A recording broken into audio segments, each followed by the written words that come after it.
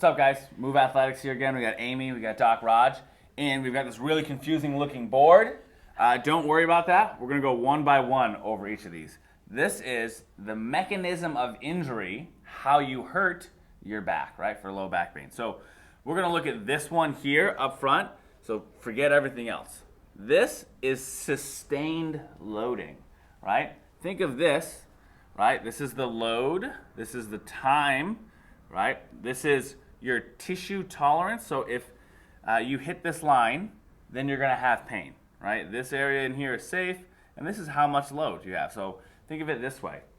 If you were to go to sleep hugging a pillow with your wrist bent down, right, it's probably not going to hurt too much up front. Tissue tolerance is high. But as I keep that load applied to my wrist, over time, the tissue starts to tolerate it less. And then by the time I wake up, we've hit that point where now I have pain. Does that make sense? Hopefully. So, well, this is just one way that you can hurt it. Sustained load. So outside of this, it could be that now you're working from home and you're sitting 8 to 10 hours a day. And all of a sudden you're like, man, my back hurts. I've never had back pain. But normally you're up and walking around at your job, or you get up, a couple times an hour, use the bathroom, pretend you're working while talking to your coworkers, whatever it is. And now you're not. Or if now, you're helping your kids at home and they're sitting at the table and you spend a bunch of time in this bent over position, then you have this sustained loading, right? So second mechanism of injury is just one lift over your tolerance, and Amy's going to take this one. Cool. So with this, we have an applied load here. We've got load and flexion, and we're going to actually apply one load here, which doesn't reach your tissue tolerance. So it's below your tissue tolerance. You're not going to experience any symptoms of pain. We take down the load, you get a nice rest, and then your next lift or your next movement is above or reaching that threshold of load of tissue tolerance. So then after you surpass that tissue tolerance is when you actually feel pain. So one lift below your tolerance, and your second is above, and that's when you'll actually experience symptoms. Yeah, and it's really a big deal when you start to lose your back position, like in a deadlift, or you get the butt wink, because the number one problem that we see for one lift that might exceed your tolerance there is when we combine the load with the flexion, when your spine bends forward, whether that's from the top or from the bottom. That's when we see a lot of this happening.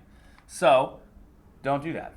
So the next bit, and I'm probably looking at you, CrossFitters that work out 74 times a week and haven't taken a rest day over the last 6 years, and you don't even know what a deload week is, right? Or really any fitness fanatic, it could be runners, anybody at all, is this repetitive stress over time, right? So we see this is not a lot of load, right, compared to this up here. That's a big one incident. This is just a whole lot of little loading over and over and over and over again without ever taking a rest time.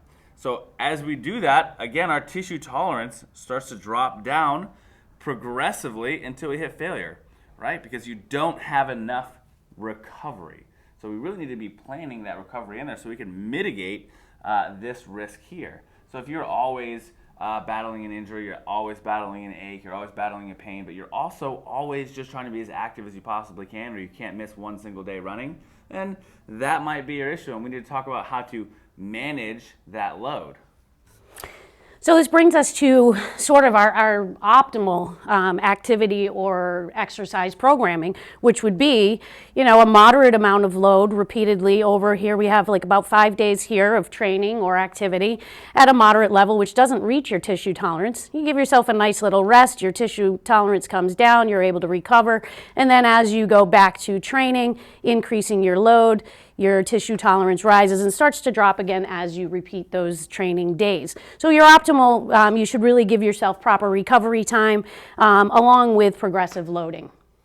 Yeah, and there's no one-size-fits-all right answer to this, right? It's one, what fits your lifestyle and your schedule, but you got to start really paying attention to how you feel and programming rest days or active rest days in there where you can just go for a long walk, go for a bike ride, some low-level activity.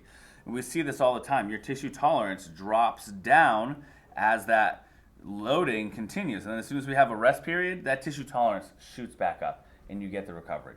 So if you know someone that's always dealing with injuries, feeling some kind of aches and pains, or has low back pain, tag them, share this with your friends. Let us know in the comments what your experience are, and we'll see you next time.